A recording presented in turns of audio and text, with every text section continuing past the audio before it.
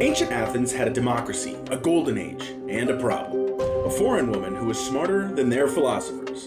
And you probably haven't heard of her, not because she wasn't important, but because history has always been a bit better at remembering the men than the women who taught them. And this woman was Aspasia, the philosopher, political influencer, and scandal magnate they definitely didn't put in your history textbook.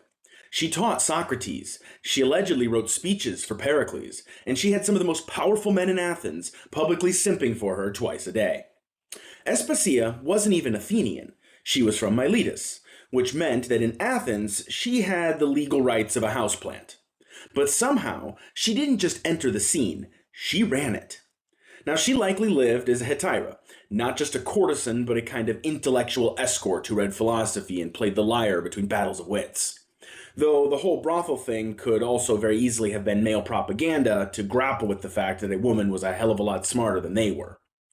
In a city where respectable women weren't even allowed to watch plays, Aspasia was the one writing the political dialogue. We all know Socrates, the barefoot guy everyone quotes. Yeah, he supposedly learned rhetoric from her.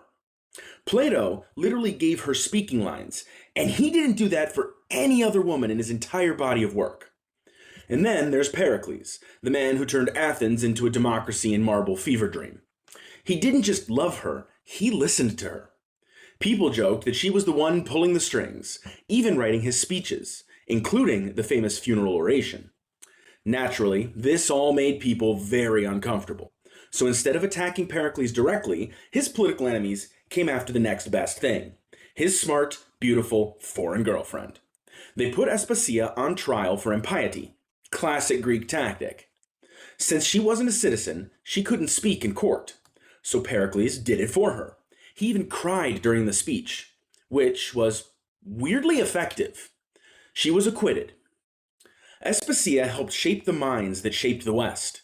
She stood at the center of philosophy, politics, and scandal, in a society that barely let women leave the house. And yet, history almost erased her. Almost nothing can be found on her. So if this is the first time you've heard her name, that's not your fault. That's on Athens.